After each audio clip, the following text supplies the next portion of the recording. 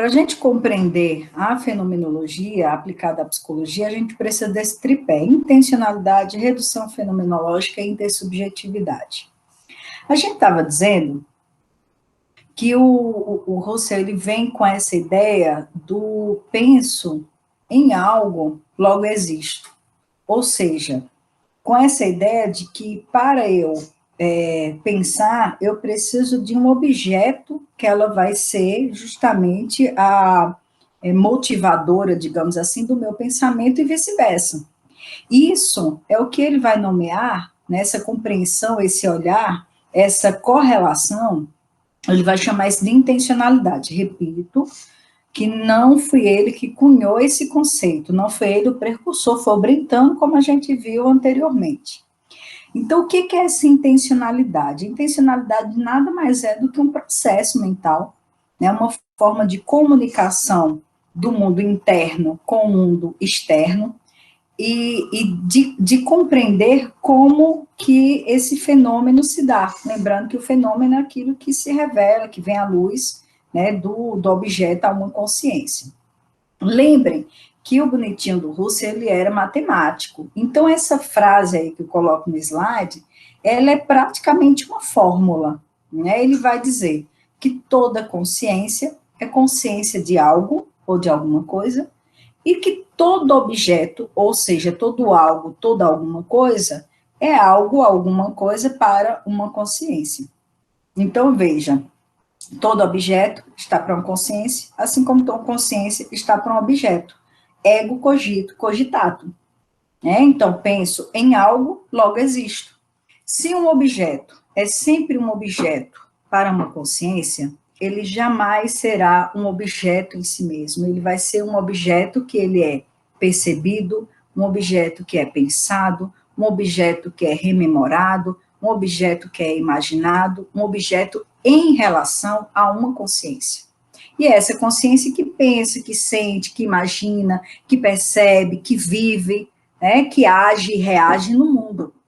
Não esqueçamos disso, porque tudo que a gente for falar de processo de psicoterapia, de ato clínico, a gente vai falar de relação terapêutica. Então, consciência e objeto se definem respectivamente, mutuamente. Elas surgem, consciência e objeto surgem. Lembrem, penso em algo, logo existo. Então, somos seres correlacionais. Somos seres co-originários. O meu paciente não vem pronto.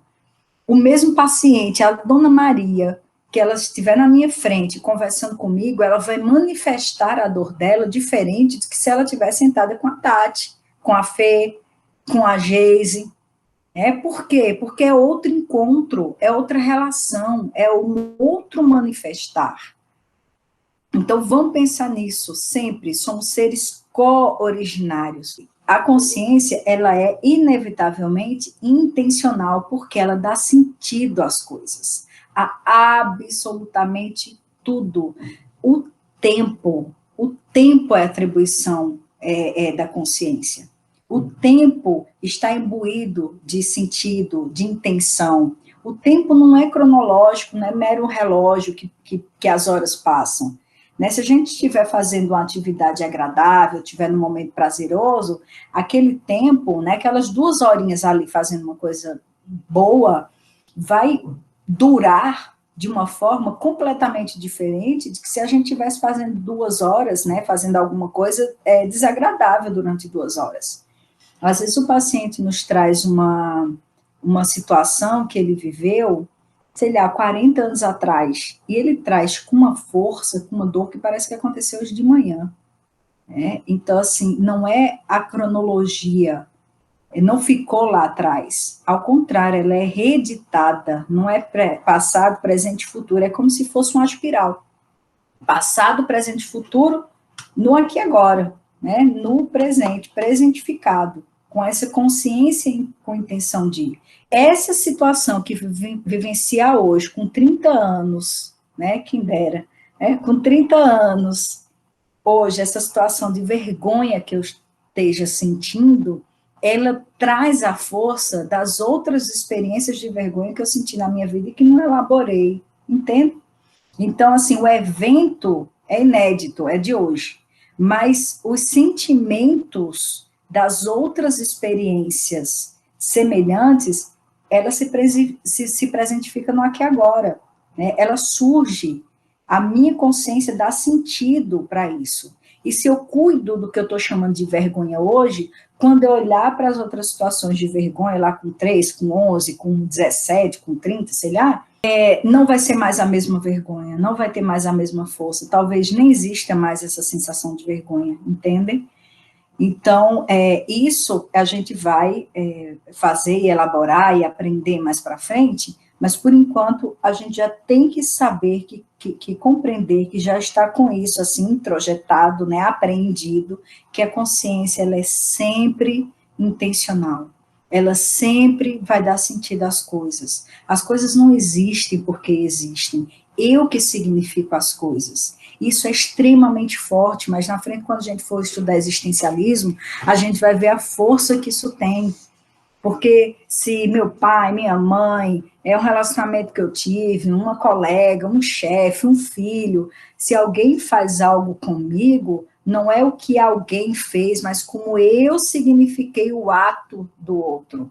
É a forma como eu signifiquei, como eu internalizei, como eu vivenciei, o sentido que eu dei para aquela situação. Eu posso aumentar, eu posso diminuir. Às vezes, na clínica, às vezes tem paciente que narra uma história assim, um negócio forte, assim, que às vezes a gente trava aqui para não nos emocionarmos juntos. Não que seja proibido, mas enfim. O paciente, a paciente narra como se fosse a coisa mais, tipo, né, foi um tropeção.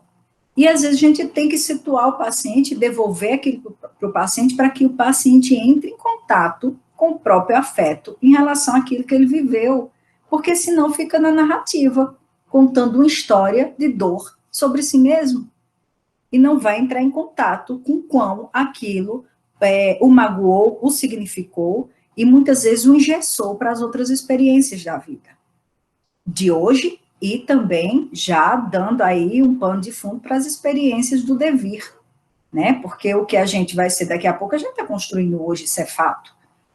Então, não nos esqueçamos disso. A consciência, ela é sempre intencional. A Alice Bello tem um livro dela, né, que o título é isso, assim, o que é fenomenologia, né? E aí a Alice Bello, no início do livro dela, a primeira frase, ela diz: a fenomenologia é a filosofia do sentido. Né? Então, qual o sentido das coisas para as pessoas? Tá? Então, isso a gente não vamos nos esquecer. Então, continuando aí, inclusive, como eu escrevo aí no slide, né, intencionalidade não é um mero, a consciência, não é intencionalidade, é consciência, não é um mero depósito de representações de objetos que agiram sobre os nossos sentimentos, ou seja, não é algo pronto, acabado, que chega e que me afeta.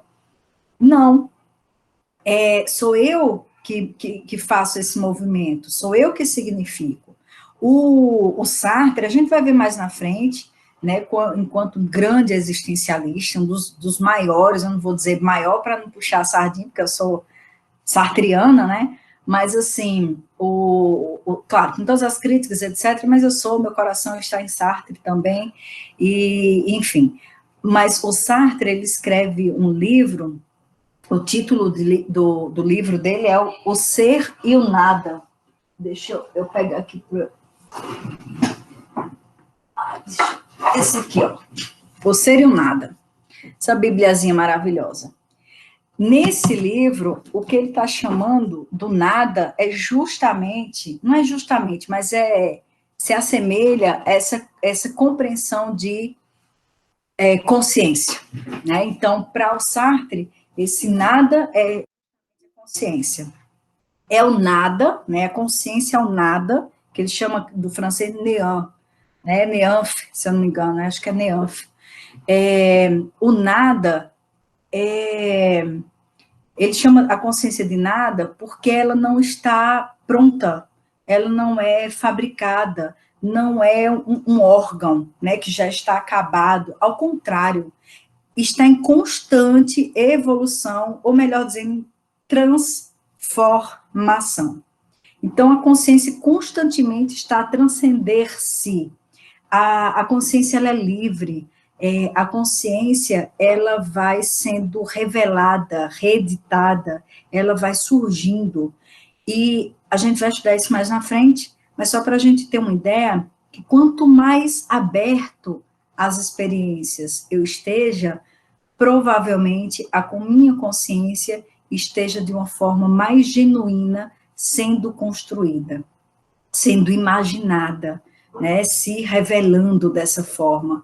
O que eu estou querendo dizer com isso? Quanto mais enrijecido eu seja, quanto mais fechado, quanto menos aberta a experiência eu seja, mais restrita vai ser a minha consciência. Isso é meio que óbvio, sabe? Isso é meio que lógico, assim. Então, se eu tenho, às vezes, até um jeito de ser, que ele é mais, não sei nem o que dizer, porque pragmático parece que ainda não define, é fechado em si mesmo, eu não vou conseguir transcender nesse sentido de liberdade existencial, no sentido de construir uma outra realidade, para mim e para outra, né? Inclusive para o meu paciente. Como assim, Luciana? Se eu me fechar, por exemplo, num livrinho, não vou nem pegar, tá lá em cima, num livrinho, como um manual classificatório, eu não me abrir para as possibilidades, a possibilidade que eu tiver é dar um número para o meu paciente, é dizer que é um CDF-32, se eu faço isso com o meu paciente, eu não estou permitindo transcender a minha e a existência do paciente. Eu vou engessar o paciente em um quadro, eu vou engessar o meu paciente em um pressuposto teórico, né? Às vezes eu faço toda uma compreensão do meu paciente para dizer que ele tem um quadro X, porque o autor Y, quando estava cheio do ópio, deu aquele nome. Piadinhas à parte, mas muitas vezes foi isso que aconteceu, gente. Muitas vezes foi isso que aconteceu. Tem um autor que diz assim, o ser humano é isso, é aquilo, aquilo outro, e eu tenho que classificar o ser humano entre aquilo, aquilo, aquilo outro. Infelizmente, isso acontece na psicologia, a gente não pode negar isso. Então, continuando, o que a gente pode dizer mais da consciência? Né? Que a consciência é um lugar onde as coisas se processam. Lembrem, se processam, é sempre movimento, é sempre ato, é sempre ação. Onde as relações, elas criam compreensão. Como assim as relações criam compreensões, os eventos são ligados? O que quer dizer com isso? Quando a gente, na consciência, é onde a gente atribui sentido, né? A gente atribui sentido a partir da consciência. Então, muitas vezes, o paciente está me trazendo elementos da vida dele, ou dela, e eu consigo compreender o que fez aquilo ali fazer sentido para o paciente. E aí, como é que a gente vê? Lembram do Eidos? O Eidos como esse invariante, como essa essência. Então, não é que a gente vai buscar uma causa de algo que aconteceu para o paciente, não é causa-consequência, né? Essa coisa concreta, estanque, mas a gente procurar compreender essa atribuição de sentidos que a paciente ou o paciente foi dando ao longo da vida.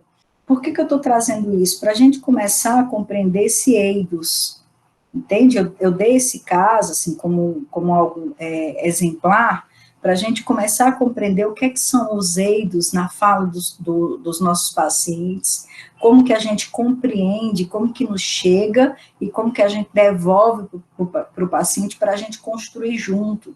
Porque não adianta eu sair da sessão e ficar pensando, nossa, acho que minha paciente foi abusada, hein? Para que isso? Vai auxiliar a vida dela em quê?